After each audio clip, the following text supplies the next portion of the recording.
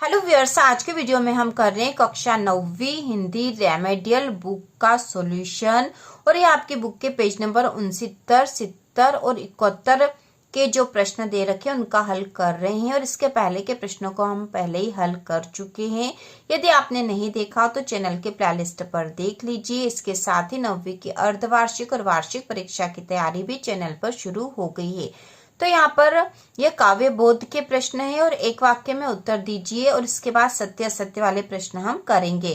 तो प्रश्न है, विस्तृत कलेवर वाले काव्य को क्या कहते हैं?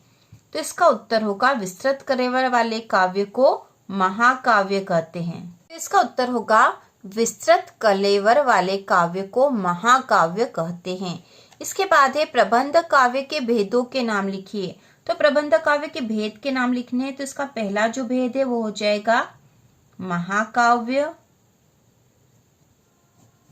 दूसरा है खंड काव्य और तीसरा है आख्यानक गीति।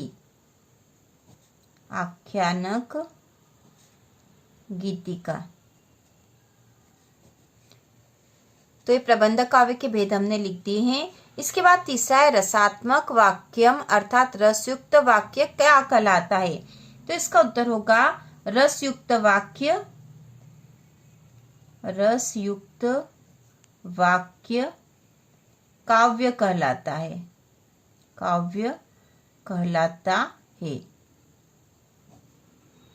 रसयुक्त वाक्य काव्य कहलाता है। इसके बाद अगला प्रश्न है, एक ही छंद में रचित एक घटना का चित्रण पूर्ण रूप से करने वाली रचना को क्या कहते हैं? एक ही छंद में रचित एक घटना का चित्रण पूर्ण रूप से करने वाली रचना को क्या कहते हैं? तो उसे कहते हैं प्रबंध काव्य। प्रबंध काव्य, क्योंकि यहाँ एक ही घटना का एक ही छंद में चित्रण है तो ये प्रबंध काव्य है। इसके बाद एक काव्य के कितने भेद होते हैं, नाम लिखिए। तो यहाँ पे हम लिखेंगे काव्य के 2 भेद होते हैं। काव्य के 2 भेद होते हैं। इसमें पहला लिख देंगे हम दृश्य काव्य और दूसरा श्रव्य काव्य। दृश्य काव्य और श्रव्य काव्य। इसके बाद है, स्थायी भाव को जागृत या उद्दीप्त करने वाले कारक क्या कहलाते हैं? स्थायी भाव को जागृत या उद्दीप्त करने वाले कारक क्या कहलाते हैं? तो ये कहलाते हैं विभाव। विभाव कहलाते हैं। ठीक है, तो आप पूरा ही वाक्य लिखना है, स्थायी भाव को जागृत या उद्दीप्त करने वाले कारक विभाव कहलाते हैं। एग्जाम में इसी तरह से पूरा वाक्य लिखना है।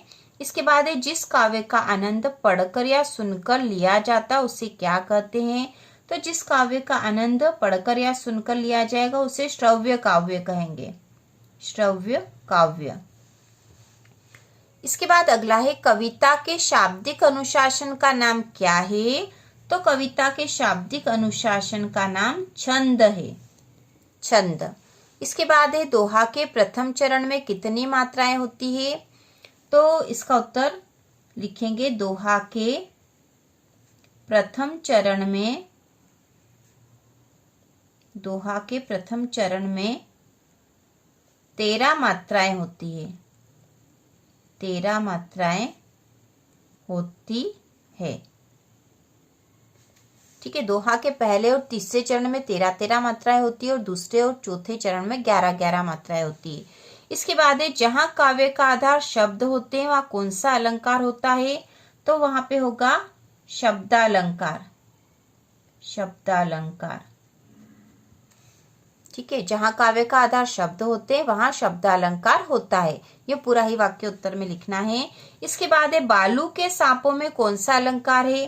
तो बालू के सांपों में रूपक अलंकार है। रूपक अलंकार है। इसके बाद है, मेघ आए बन ठन के पंक्ति में कौन सा अलंकार है? तो मेघ आए बन ठन के पंक्ति में मानवीकरण अलंकार है। मानवीकरण अलंकार है। इसके बाद है, हसमुख हरियाली है हिम आतप पंक्ति में कौन सा अलंकार है?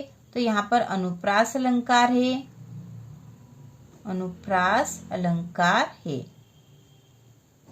इसके बाद प्रश्न नंबर 14 जो आपकी बुक के पेज नंबर 71 पर है, वेदना बोझ वाली सी पंक्ति में कौन सा अलंकार है? तो यहाँ पर है उपमा अलंकार, उपमा अलंकार। इसके बाद है शब्दालंकार एवं अर्थालंकार के दो दो भेदों के नाम लिखे। तो यहाँ पे दो भेद मतलब दो उदाहरण बताएंगे हम। तो शब्दालंकार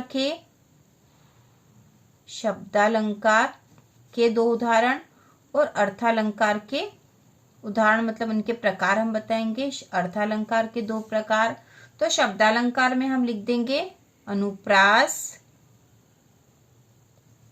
और यमक, अर्थालंकार में उपमा और रूपक। इसके बाद है घृणा को उत्पन्न करने वाले दृश्यों का वर्णन कौन सा रस होता है? तो वह होता है विभत्स रस। विभत्स रस में घृणा के दृश्यों का वर्णन होता है। इसके बाद हम देखेंगे सत्य असत्य। तो इसमें पहला है रामचरितमानस एक महाकाव्य है, तो ये कथन सत्य है। और अगला है रसयुक्त वाक्य ही काव्य है, कथन आचार्य विश्वनाथ का है, तो ये कथन भी सत्य है। इसके बाद तीसरा है प्रबंध काव्य में छंदों में पूर्वापर संबंध नहीं होता, तो कथन असत्य है क्योंकि प्रबंध काव्य में तो होता है।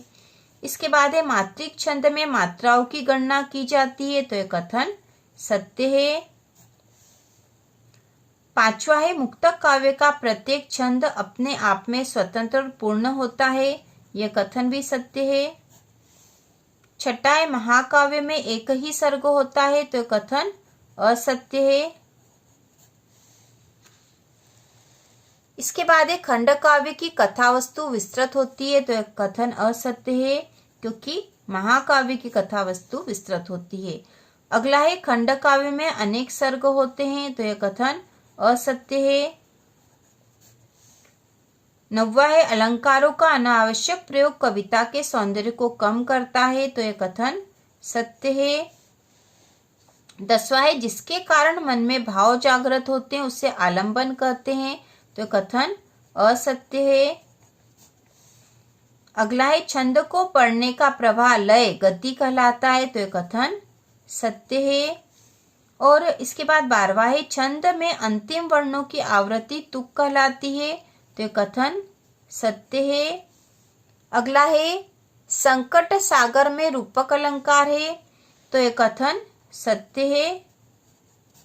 और 14 नंबर पे है उपमा अलंकार में उप का अर्थ समीप है, तो यह कथन भी सत्य है।